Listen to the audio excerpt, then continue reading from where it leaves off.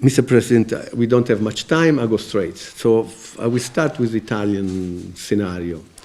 And, we have a new government. It's totally different from Draghi, as you know. But Miss Meloni, the new premier, has expressed pro-NATO positions. Together with the new foreign minister, Mr. Tajani, who was also the president of the European Parliament, as you know, in the past. But of course, you know better than me, there are relevant components in this coalition who had expressed pro-Russia position in the past, and even recently. So first of all, are you concerned that one of the major components of the European community has such a government? What is your impression? What would you say?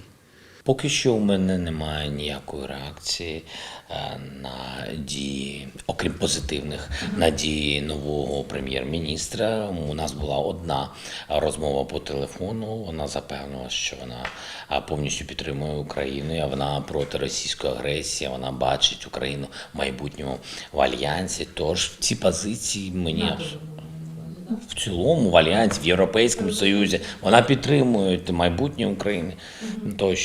Тобто, і після того, як вона стала, також я бачу, що обговорюється питання наступного military пакету щодо підтримки України. Поки тільки позитив. Я не бачу якусь проросійську сторону цього питання. What was your reaction hearing what Mr. Berlusconi, who was in the past an important political figure, and even today, openly supporting Mr. Putin, even using the same words, the same expression, narratives, same narrative, exactly. Same narratives. Yes, I think that is the answer. So I don't see, I didn't see, his own opinion or society who supported him. Opinion. I saw opinion of Putin. So he just gave some words, and it's not his own words. I think so, because if it was his words, I afraid. Why? But anyway, that 8%, yes, about 8% supported him. 9%, yes, was the result of elections. Yes, that is the reaction. That is the reaction of society. So he had of the support of Berlusconi. So I don't need my reaction because enough Italian reaction. It was not so high, and I think he used my surname and me because without using my surname and Ukraine, I think so. Maybe he could get less percent because I think not a lot of people remember him. That's it. I think so. But anyway, I wish I know that he's almost 90. Yes. I wish him health.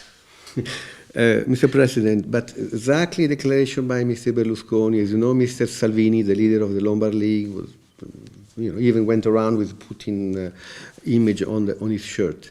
Are you afraid, as some European leaders are concerned, that Italy can be the new Trojan horse of Russia in Europe, so weakening the European position? Italy is an important country in the European community, so this Trojan horse idea. Я не вірю, я вірю все ж таки в серйозну, потужну позицію соціуму італійського. Я бачу, що люди підтримують Україну. А підтримка України – це складна робота. Просто складна робота. Бо виклик – агресія Росії. Виклик – відмовитись від якихось бізнес-інтересів з Російської Федерації. Виклик – це якась нестабільність. Але заради чого? Заради цивілізованого майбутнього. І тому це складна робота підтримувати Україну, бо це підтримувати свободу в цілому в Європі. І легше бути сказати, а я підтримую Путіна, розповсюджувати ці наративи тощо. Тому що це, в принципі, слабкість. Do you have any message to the new government, to to the new president. If you can tell us a little bit more about your conversation with the new Prime Minister, with Georgia. Georgia, exactly. I asked her, can I say Georgia? She said, yes, of course, Volodymyr, and we spoke it, yes. Very personal. Very personal, and I think we built that new kind and new level relations between Ukraine and Italy, and it was during a period of Mario Draghi, and it's about him and about Italian society, about people, and we built, I think, very good, strong relations, and I don't want to destroy them. And I said all these signals to Georgia, and she said, yes, of course, I really support you, and I want to have the same level of that you had. I don't want to destroy. And I said, so we have joint opinion and joint unity, and we need it, because I don't believe that Italy will be, like you said, Trojan horse. Yes. And I believe in it. So I mean that I invited. Yes, you invited her. Yes, of course. To Kyiv. I invited to Kyiv. She said that she will come. Yes. So that's it. Of course, there are risks. Of course, but the risks for today they not depend on us, because we are very open, honest with Italy. We are very thankful for this help, for big support from Italy. It was a very complicated beginning of our relations, and then they understood. No, the government, they understood. They came to Kyiv. They saw our people. They saw the result of Russian aggression. So it wasn't so difficult for me to explain. When you can see, just come and see what they did. You are a long time here. So I mean that it's simple if people are ready to open their eyes. It's like Russian society. If they are not ready to open their eyes to understand what's going on, what to do. Sir, about specific, we're talking just now with Mr. Nikiforov. Is there anything specific you would like to ask to the Italian, like, I don't know, anti-aircraft, anti-drone systems? Is there anything you really expect from Italy specific? Yes, air defense system. It's for us, high priority for today. You know why? Because we want people to come back from abroad, from other countries, to come back, to go to, the children have to have possibility to go to schools, universities, etc. And without security, without air defense system, we can't do it. And there are so little number of countries who produce air defense system. Not only who produce, and Italy produces together with France and Germany. There are systems stamped. The name stamped air defense systems. Stamped. It's the same as AMPT. Yes.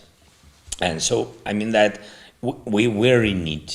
That is my signal. I told this signal to the government of Italy. We really will appreciate if they can help us with it. Without it, we can't, launch economic. Without it, our country will not work, so economy will not live. Sir, in a way you already answered, but I'd like to understand a bit more how you see I'm talking about Europe now.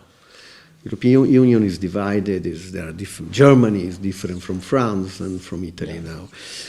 How do you see the standing of European Union on the whole at the moment? And maybe you're afraid that the new Italian government can create a kind of a new attitude, can generate a new attitude from the European community, more critical, less supportive. Are you afraid of that, or you still see Europe? I think we stopped to be afraid on 24th of February.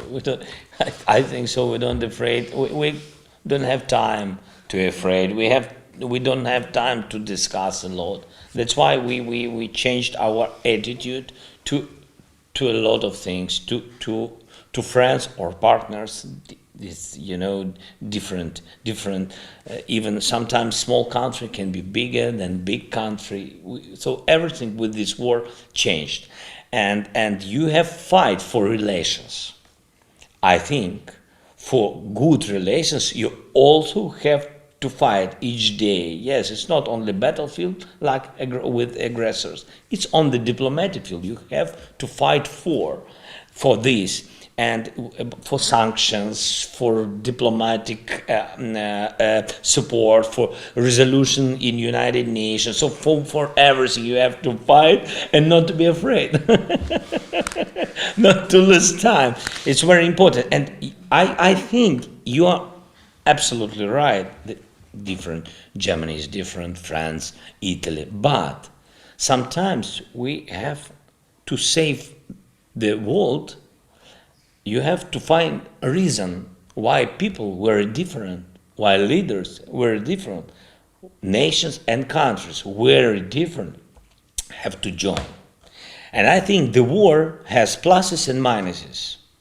I don't see too many pluses, yes, but one plus I see, that this is the aggression of Russia was the example of that reasons with which join different nations and countries. You know, talking about that, the question which came to my mind is, when I participate to debate on the TV in Italy, I hear this growing point. It is up to Zelensky to make peace. It's like it's the war in your hands. It's a new position. It's growing also from Germany. It's Zelensky to decide when to talk with Putin. I mean, it's a new narrative. We know it's a new narrative. Yes. And also Berlusconi narrative, by the way. But what would you answer to this? Really, it's like dialogue. Now we are speaking. Yes, if you want to speak, you speak. You can't say with a weapon. Yes, with a weapon say that let's have dialogue. From the very you mean threatening? Yes, yes. It's from the very beginning. It's not about dialogue. It's about ultimatum. Yes, in English. Threatening you under threat. Yes, you have to surrender. Yes, that's it. So it's not about dialogue. Dialogue means that we have to stop now. Why? To understand why we began such war relations, why they did it. Also, they have to understand, because they said that the narrative is something that they afraid of Russian society, of Russian-speaking society. So, and you understand that it doesn't work, because after that, after 24th, they killed mostly Russian-speaking society, because this society lived exactly on the east, exactly in Kharkiv, Mariupol mostly Russian-speaking. Yes, so it doesn't work. It means if you want to speak, if country want to speak, you don't occupy nuclear stations. How you do? What do? You don't kill people. You don't 100 rocket attacks during 2 days or 1 day. It was during 2 days. It was 130. What dialogue? That is not the dialogue. That is another meaning of conversation. That is ultimatum, not a dialogue. It's not in my hands that to stop the war. In my hands now, not to lose the war with our people, not to lose, to fight. But here, we don't kill them on their situation. We only answer, but we can't, мовчати, да? We can be silent. We can't be silent, because they will kill all us. That's it. So, if they go out, they can say, yes, we began war steps in 2014 from the occupation of Crimea. We have our truth. They can say, well, okay, they have to go out and say, now we should decide how to live further, further, how to live, how our children will live. We are neighbors. How it will be? On the peace process question, of course, we will go a little bit further. Okay. But you are a politician. But since the 24th of February, you became more like a general. You look how you dress. You military. Very comfortable. I was in costume. You were in costume before. I said that there are a lot of pluses of the war. You see, that is one of the comfortable. So I would like really to have your assessment on the ground. Myself, I've been a lot in your country on visiting from Donbass to Kherson areas. We are entering the 9th month of this war. When you think you will be able finally to free Kherson, Donbass, but on the other side, the Russian looks like they don't want to stop. Even if they will lose Kherson, they will go on. They don't want to stop from the very beginning. Their mission is only one. They don't have second plan, plan B, C. They have only one plan, and they had it to occupy all the territory. What we wanted when I became the president, we understood a lot of things, but we wanted to dialogue about what they are speaking now in Germany, like you said, in media, or in Italy, somewhere. I mean, that we proposed, I don't know, 100 times, just to sit and speak. Okay, don't want to meet? Okay, you think that you are not the same level than me? Yes, you are high, you are the president of the. Okay, let's do it on the phone. If you don't want, okay, give us somebody who will speak. For me, it's okay. Гордість, як це сказати? Honor. No. У них немає такого, я думаю. Тобто в мене, I mean that, I don't feel that I'm somebody, somebody president here. No, I'm a man. We need to talk even with an emissary, Yes, with a representative, with an ambassador. I said, for me, it doesn't matter level of the dialogue. I'm ready. And I wanted very much. And we had only one meeting in 2019, in December of 19, Normandy format. And we spoke, and I remember when we spoke about how to stop the war, and they didn't want, on the so-called, the Russian side, they didn't want to speak a lot about it. They said, we don't want to speak about Crimea. I said, okay, we will not speak about Crimea, but you have to know that we can't lose the time. The time will come then when we have to decide this problem. We have to do it. We have to speak. I said, okay, let's speak only about Donbass. You don't want about Crimea now? Okay, in the future, just let's speak. Let's speak about Donbass. And they said, yes, what to speak? Do Minsk, but it doesn't work. Minsk document. You did this document. You wrote this document because you knew that it's only for the frozen situation. You don't want to decide the problem. You see that people are on contact line, they are fighting. Each day they are fighting.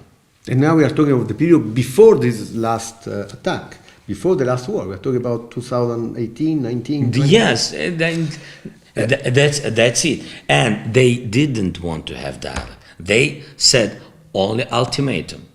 You have to recognize these republics. How to recognize them? Who are they? Why we have to? Why we speak with me? I'm the new president. Why you speak with me in such, manner? So you don't want dialogue. They didn't want. And after our meeting, we had result that we pushed them to change people. We changed a little bit more than 100 prisoners. And we had decision between us that in the nearest future, in the nearest 1 month or two, with Putin, we had decision, we'll change all the prisoners, all to all. And he told me yes. And we had this decision. But he was lying. Because after that, we didn't have, any meetings. Till this invasion.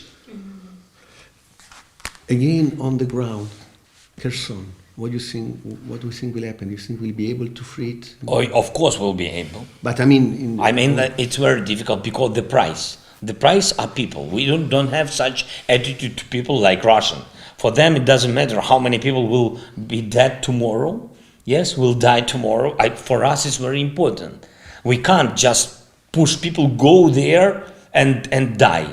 It can't be so. That's why we are thinking, we are finding, we are asking our partners to give us more armed vehicles. Yes, to save more people. It looks like you are succeeding in surrounding, in encircling, in having the siege, cutting the river, etc.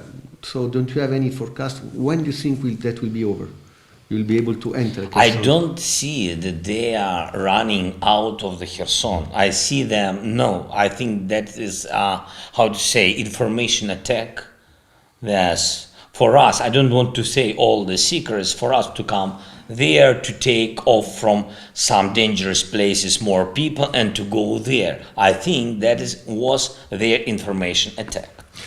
So they are not ready to go out of Kherson. But they know that if we will have success, they will not have possibility to exit. So we'll be sieged. Yes, they know this problem and dangerous situation. But we work on it. In the meantime, they're moving out population, civilians.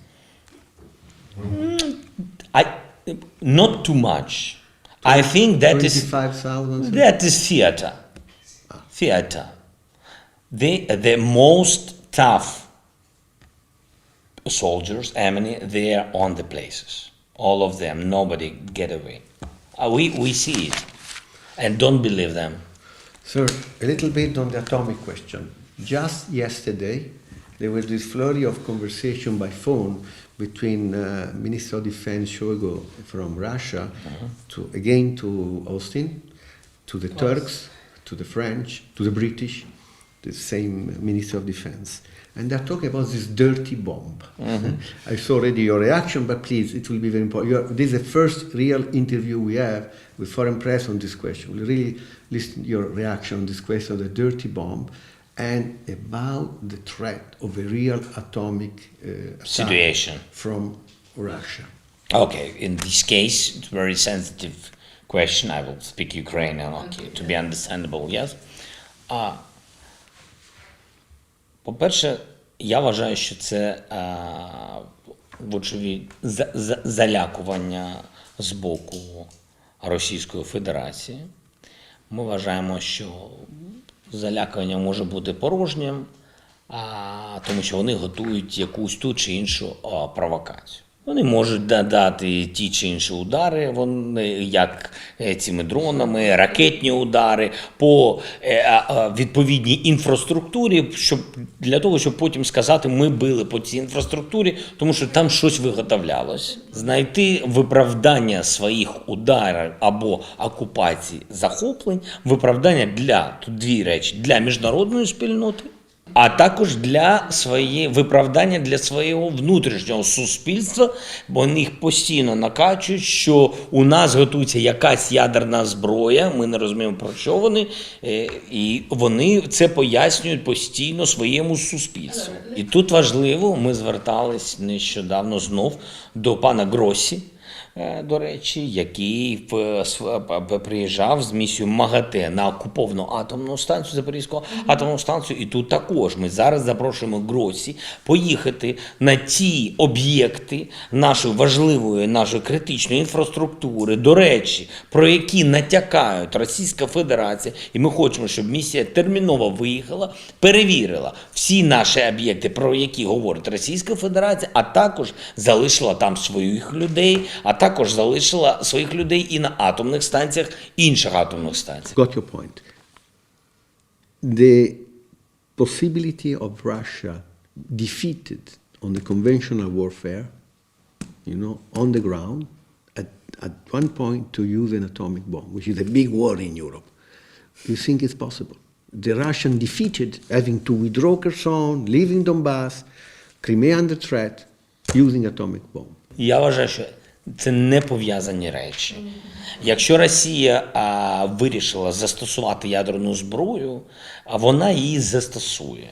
Якщо вона не вирішила це зробити, а це залежить від тиску західного світу, вона її не застосує. Неважливо від того, що відбувається на полі бою. Знаєте, іноді ми думаємо, що ми маємо успіх на полі бою, і після цього Росія може застосувати ядерну зброю. Так що ж нам тоді не воювати за нашу землю? Логіка така, що нам тоді треба здатись, тому що вони, не дай Боже, будуть використовувати ядерну зброю. Ну, ми не готові з такою логікою жити, якщо чесно. Ну, вони завтра скажуть, що після України, не дай Боже, Україна не витримає, вони скажуть, дивіться, ми забираємо назад до складу Радянського Союзу, нового Радянського Союзу, ми забираємо назад Латвію, Литву, Естонію. Якщо ні, НАТО ні, ми будемо застосовувати ядерну зброю.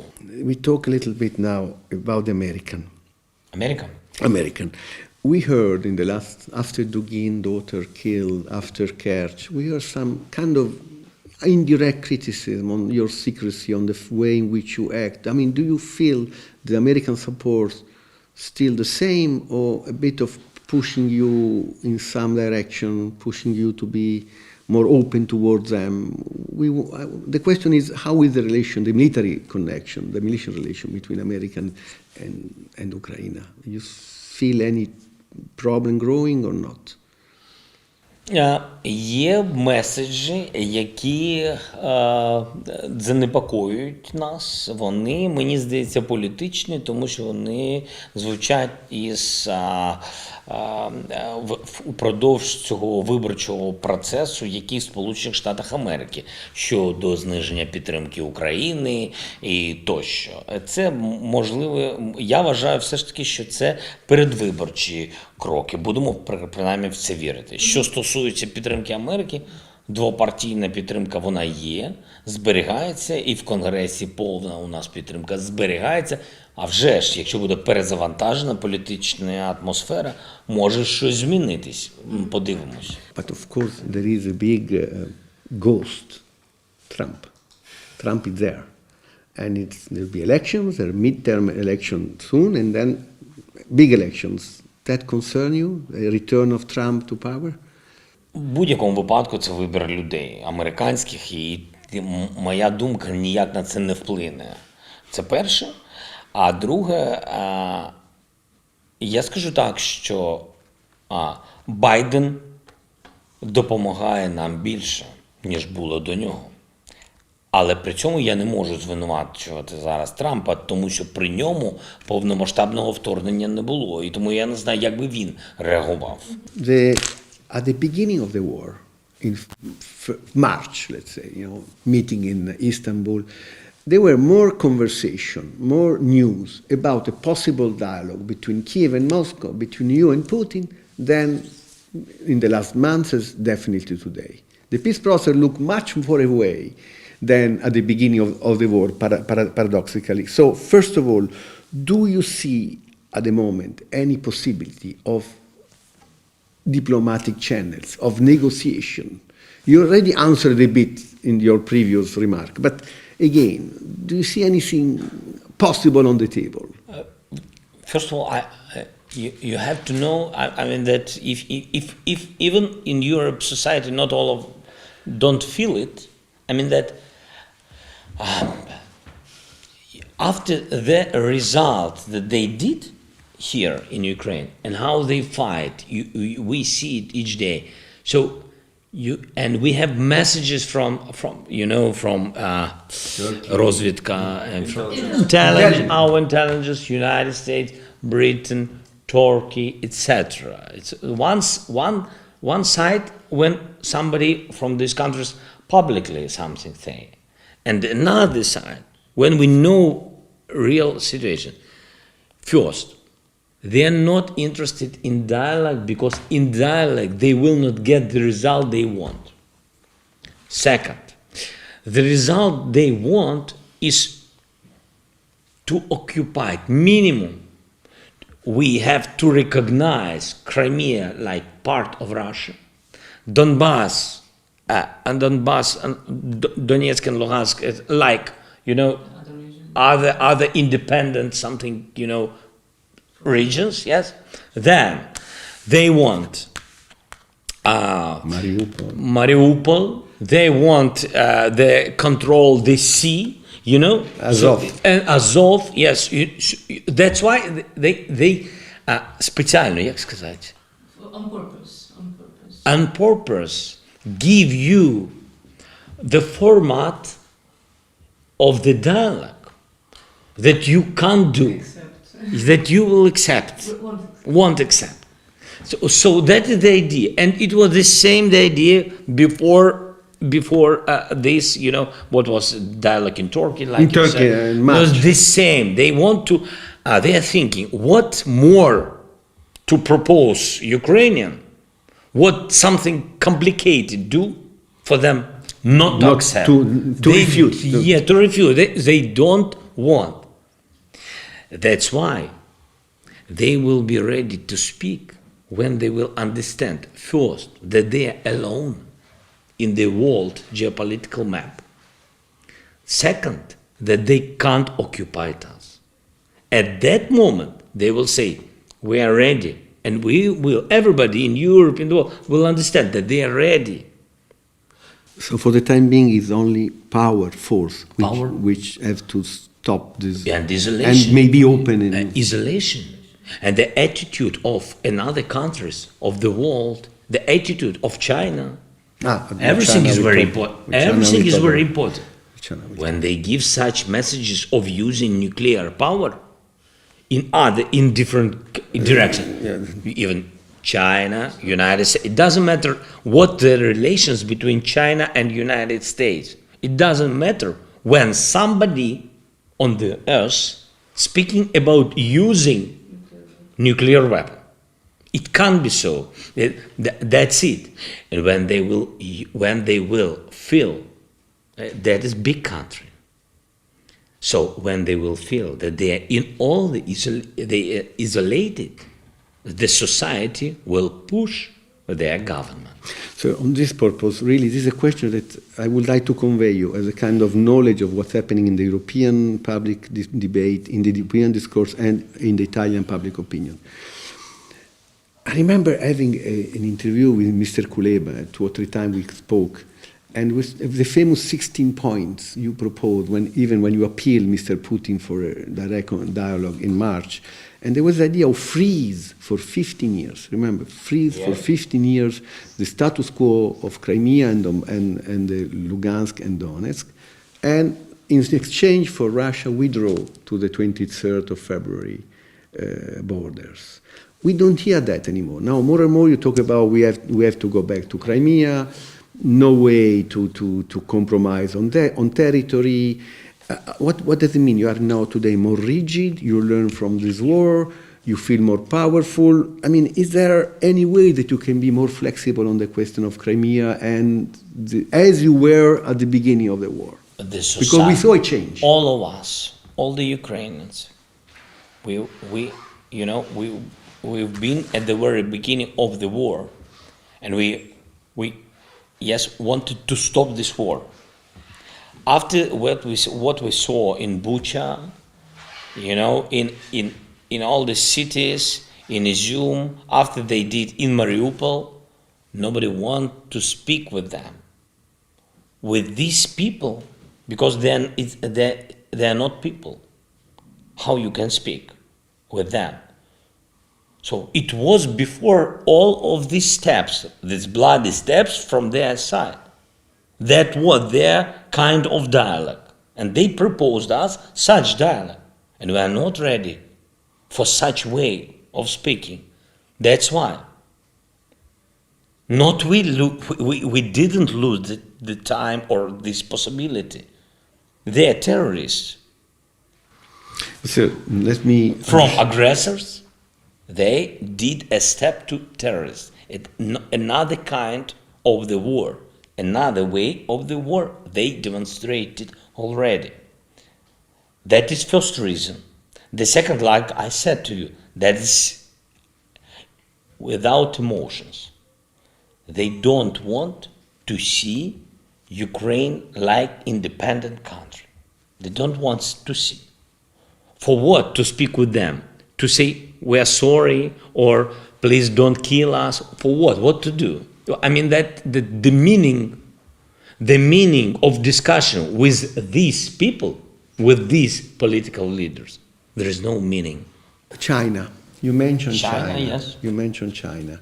The role of China. How do you see it? Only they can't support. I really hope that they will not support Russia. They don't support now.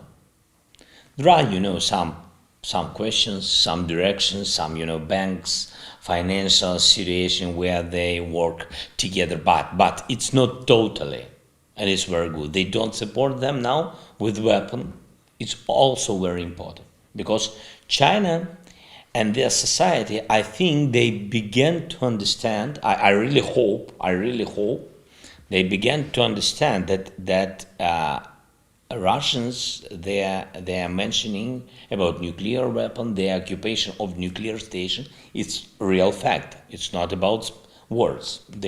I think they saw what they did. Then blocking Black Sea, for what? For what? This food crisis. For what they did it? For what? They can export their wheat or corn or something, etc. I mean, agricultural product. They can. They are not on sanctions. They can do it. Why they blocked for Ukraine? Why? So what did they do? To get more money from their wheat. So I think that they did some like Bucha, Mariupol, and totally they saw people begin to see that they are really not adequate. Adequate? Yes?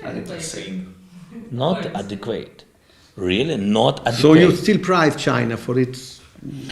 I want them to appreciate after they will not balance and will give just messages to the world and to Russia that they have to stop this war, and I think it will have influence, and I think the relations between United States, Europe, Arabic world, and China is on that level when they have to negotiate their joint position to Russia. And I think it's very important. That is about, I said, about geopolitically isolation.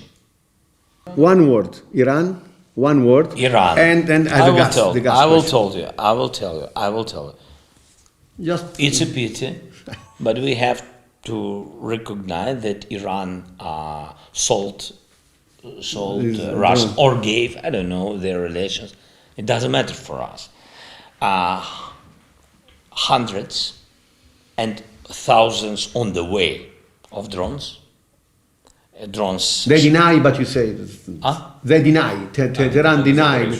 Yes, but it's not true. They can deny. It doesn't matter. We can show them. They can come. We can show them.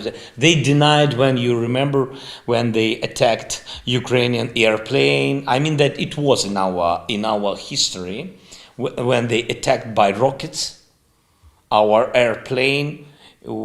Civil airplane, yes, if you remember. Ukrainian Airlines. The beginning of yes, of course. Yes. So they denied, and they told us, and I had phone calls with their leader, and he denied, and of course, then when we showed them real results that they killed our people, they said, sorry, we didn't want.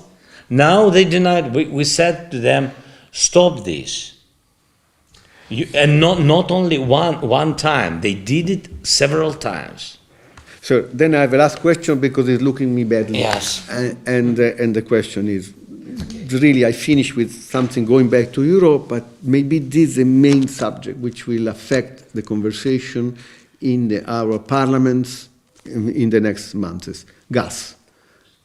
Economic crisis, gas levitation of prices, the question of cutting the Russian gas.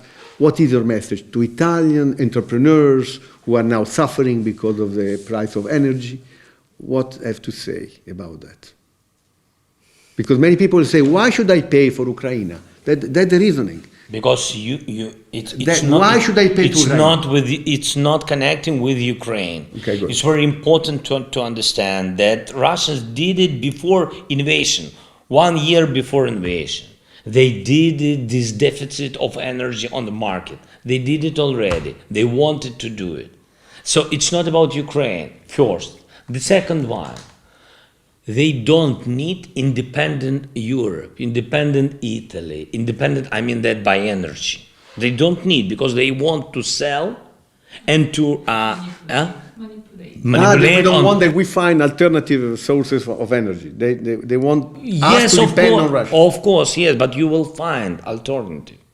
And if somebody says, why I have to pay, if you don't want to pay, your children will pay. It means you can think about it during 4 months or during this very difficult winter, but difficult not because of Ukraine, difficult because of Russia. It's the same like people don't get wheat in Africa and somebody say it's because of Ukraine. No, we didn't block we need to export. You know, we want it and we need to export our energy. Because we have connection with European, network, but they occupied our station and bombed us. Surplus of energy before the war. So, Yes. if I am an entrepreneur from Bergamo, from Brescia, from Milano, and come to me, Mr. Zelensky, why should I pay? Why should I close my industry? Why should I Because risk? you pay for your freedom, not because of Ukraine. You pay for your freedom, but you will not pay next year. You will find the alternative. The world, the Europe will find jointly the alternative. And you will not pay next year, the year after, and your children will not pay. But if you don't want to do it now, your children, you will do it, and Russia will decide politically what to do in Italy. Russia will buy real estate in Italy and decide how to live or how not to live. It's very comfortable to eat Italian food and to say that we don't like Europe. It's very comfortable to be in Toscana, to have their villas everywhere. It's very comfortable, to relax in Europe, in clean, democratic Europe, to ride on great Italian cars, etc. It's very great. And then to come back, stolen money, because of corruption there, fully corruption, stolen money and pay for this war, and on elections always choose Putin. It's very good to say something there and then to relax on the sea in Italy. So if you don't love this civilization, live there, have rest there. And please buy Russian cars. Great, the best cars in the world. Buy them. We thank you very much. Thank you very much. I'm sorry, I abused your time, but it was very interesting. It's good. And Thank you believe so me, much. I waited so much to meet you, and thank you. Thank you so much. All the best. Thank you that you are here. Bye bye. Дякую.